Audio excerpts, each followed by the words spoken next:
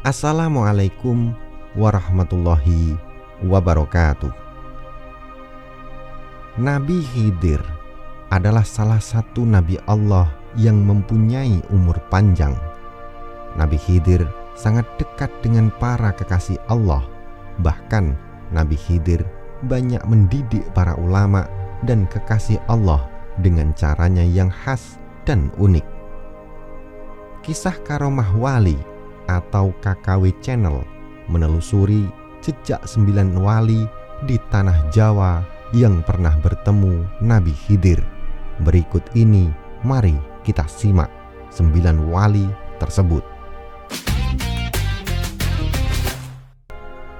Pertama, Nabi Khidir menyamar jadi pengemis untuk temui Syekhona Khalil Bangkalan. Suatu hari, Syekhona Khalil Bangkalan sedang menemui tamu-tamunya. Saat itu, posisi beliau sedang duduk dengan salah satu lutut bertekuk di depan perut. Beliau sambil bercengkrama dengan para tamu-tamunya, ditemani kopi yang ada di hadapan masing-masing. Ketika sedang asyik mengobrol itu, tiba-tiba datang seorang gembel dengan pakaian lusuh sambil menuntun seekor anjing masuk ke ruangan. Kontan saja semua tamu pada heran, bercampur geram, apalagi tanpa salam, tanpa bicara, dan tanpa izin. Tiba-tiba si pengemis ini menyeruput kopi milik Mbah Khalil hingga tinggal ampasnya. Terlihat juga ingus yang keluar dari hidung pengemis tak diundang ini. Mbah Khalil tampak merubah posisi duduknya, seperti orang posisi duduk orang yang sedang sholat. Telapak tangannya menyatu di atas paha, kepalanya menunduk tanpa berani menatap muka si pengemis. Justru beberapa tamu bangkit bermaksud mengusir orang aneh ini, tapi segera dicegah oleh Mbah Khalil dengan isyarat tangannya. Beberapa saat suasana hening. Mbah Khalil tetap menunduk. Tamu yang ada di ruangan itu tak satu pun ada yang berani bersuara sampai kemudian si pengemis berlalu tanpa sepatah kata pun. Selepas gelandangan itu pergi, Mbah Khalil membuka suara. "Siapa yang mau meminum kopi bekas tamuku tadi?" Tentu saja, tak seorang pun yang mau, karena kopi itu bekas diminum seorang pengemis dengan ingus menempel di bawah hidung. Ngeri. "Baiklah, kalau begitu biar saya yang menghabiskan," kata Mbah Khalil sambil meminum sisa kopi di cangkir. "Tahukah sampean semua siapa tamu tadi? Dia Nabi Khidir. Beliau habis mengunjungi sahabatnya seorang wali di Yaman dan Sudan. Kemudian melanjutkan perjalanannya ke sini untuk menemui sahabat-sahabatnya, para waliullah di tanah Jawa." Kontan. Kemudian para tamu berebut sisa kopi yang tinggal cangkirnya itu. Bahkan ada yang berebut untuk mencuci cangkirnya sekedar untuk ngalap berkah dari kesalehan Nabi Khidir alaihi salam. Kedua, Habib Hashim Pekalongan dididik Nabi Khidir selama 9 tahun. Beliau adalah Habib Hashim bin Umar bin Yahya Pekalongan, Jawa Tengah, yang tak lain adalah kakek Habib Lutfi bin Yahya. Pada usia 6 tahun, kakek Abah Lutfi ini diambil oleh Nabi Khidir dari abahnya, Habib Umar bin Yahya, selama 9 tahun untuk dididik dan dibersihkan hatinya. Beliau kembali saat usia 15 tahun dan kemudian melanjutkan belajarnya di Yaman. Usai dari Yaman, Habib Hashim kemudian diperintah abahnya nyantri kepada Kiai Haji Soleh Darat di Kampung Darat, Semarang. Syaratnya ia tidak boleh mengenalkan diri sebagai putra Habib Umar bin Yahya, guru Kiai Haji Soleh Darat, dan tidak boleh menggunakan Fam Syadat bin Yahya di belakangnya. Kisah ini langsung diceritakan Habib Lutfi bin Yahya pada Sabtu malam Ahad Pahing 2 Maret 2019 usai Isya di Jepara. 3. Kiai Hasyim Asy'ari menggendong Nabi Khidir. Kisah ini saat Kiai Hasyim menjadi santrinya Syekhona Khalil Bangkalan.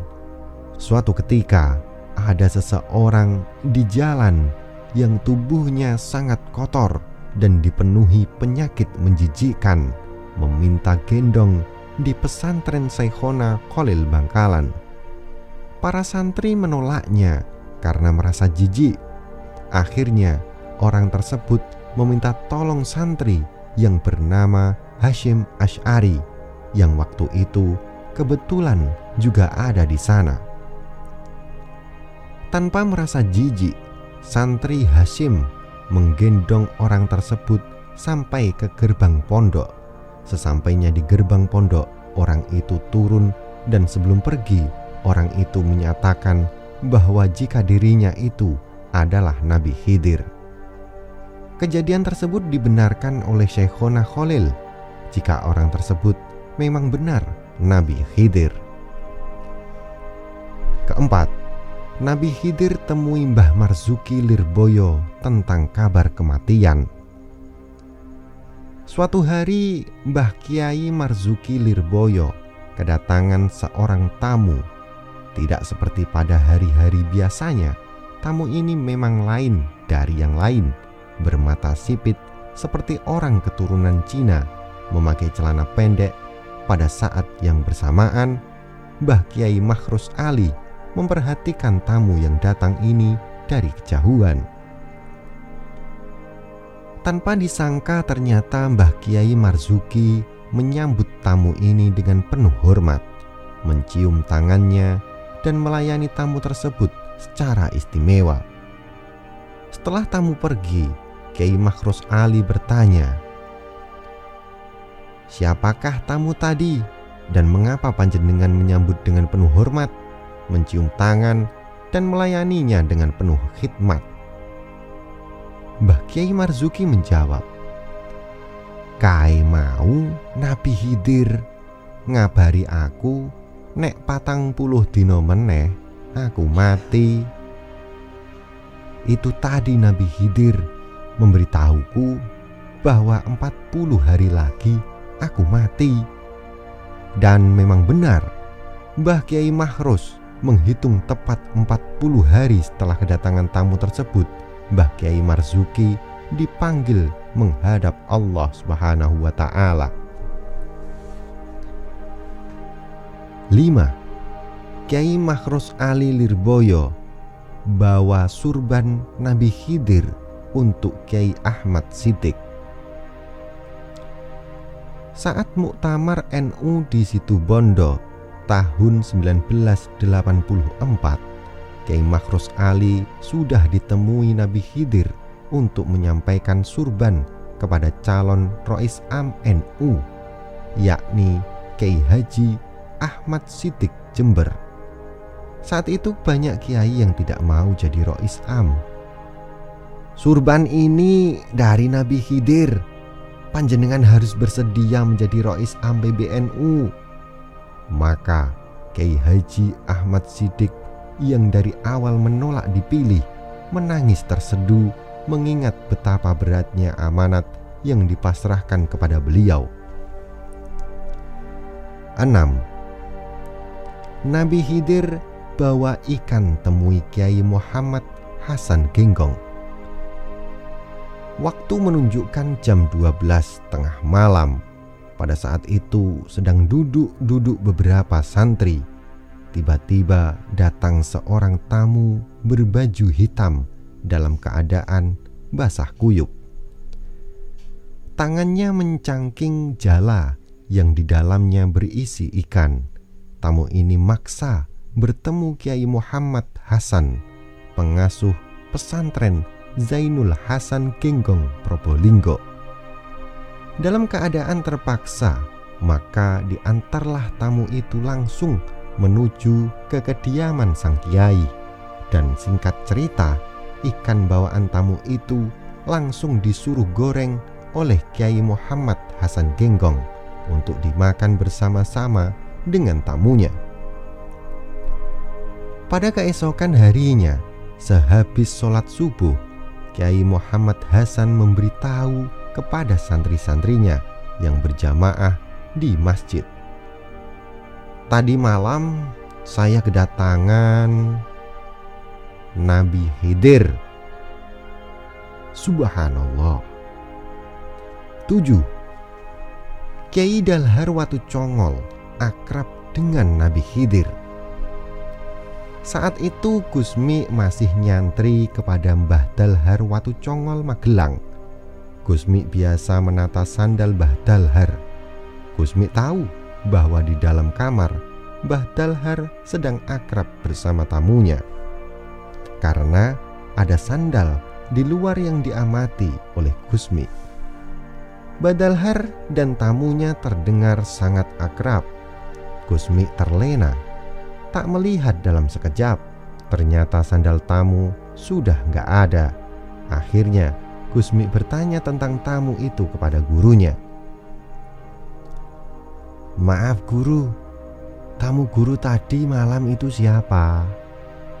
Awalnya Mbah Dalhar enggan menjawabnya, tapi akhirnya berkenan menjelaskan bahwa tamu yang akrab itu adalah Nabi Khidir. Gusmi sangat akrab dengan gurunya ini. Bahkan Gusmi inilah yang diizinkan masuk kamar pribadi Mbah Dalhar. 8. Gusmi dididik Nabi Khidir di Sungai Brantas. Suatu hari, Gusmi saat masih kecil suka mancing di Sungai Brantas. Saat itu ditemani seorang santri yang ditugaskan untuk selalu bersama Gusmi. Gusmi yang masih kecil tiba-tiba tenggelam dan membuat santri yang menemaninya itu panik bukan kepalang. Dicarinya di sepanjang sungai, Gusmi belum juga ketemu. Santri itu akhirnya bingung dan dimarahi ayah Gusmi, Kiai Jazuli. Santri itu akhirnya ditugaskan untuk terus mencari Gusmi sampai ketemu. Saat kembali ke sungai, Gusmi ternyata sudah berada di tepi sungai dalam keadaan normal seperti sebelumnya. Ditanya dari mana saja dia, Gusmi menjawab, "Tadi dibawa Nabi Khidir ke dalam sungai." Gusmi ternyata dididik Nabi Khidir sejak masih kecil di Sungai Brantas. Subhanallah. 9. Pakaian nyentrik Nabi Khidir. Temui Kiai Hamid Pasuruan. Salah satu karomah Kiai Hamid adalah mudah bertemu dengan Nabi Khidir. Suatu hari, Kiai Hamid menjelaskan kepada Kiai Yunus Tulung Agung bahwa besok pagi sampai zuhur akan hadir Nabi Khidir. Berita ini kemudian menyebar kepada semua jamaah dan para kiai. Makanya sejak pagi habis subuh, jamaah berduyun-duyun ingin bertemu dan bersalaman dengan Nabi Khidir. Tampak juga para kiai dan habaib juga banyak yang datang. Semua datang ingin menyambut datangnya Nabi Khidir. Di tengah ramainya jamaah itu, datang seorang anak muda dengan pakaian nyentrik modern dan milenial, istilah orang sekarang. Ketika bertemu Kiai Hamid, pemuda itu mau mencium tangan Kiai Hamid, tapi ditolak oleh Kiai Hamid. Sebaliknya, Kiai Hamid juga mau mencium tangan pemuda itu, tapi ditolak juga sama pemuda itu. Kejadian ini tidak mendapat perhatian para jamaah. Dikira itulah akhlak Kiai Hamid yang selalu memuliakan para tamunya. Setelah bertemu Kiai Hamid, pemuda itu kemudian berganti pakaian kotor dan membersihkan selokan di sekitar rumah Kiai Hamid. Sampai zuhur tiba, pemuda itu kemudian pergi. Setelah jamaah zuhur, para tamu yang datang bertanya, kapan Nabi Khidir datang? "Oh iya, kalian tadi kan melihat anak muda yang membersihkan selokan di sini. Dialah Nabi Khidir," jawab Kyai Hamid. Para jamaah dan tamu akhirnya menangis. Mereka sangat menyesal tidak bisa hormat atas datangnya Nabi Khidir. Itulah kisah para wali Allah di Jawa yang ditemui Nabi Khidir. Kisah mana yang menurutmu sangat berkesan? Sampaikan di kolom komentar. Jangan lupa untuk melihat video kisah karomah wali lainnya di KKW Channel, karena masih banyak kisah wali yang lain yang juga ditemui Nabi Khidir. Jika Anda merasa bahwasanya konten ini bermanfaat, silahkan like dan bagikan ke seluruh jaringan yang Anda miliki. Wallahu a'lam bishawab. Wassalamualaikum warahmatullahi wabarakatuh.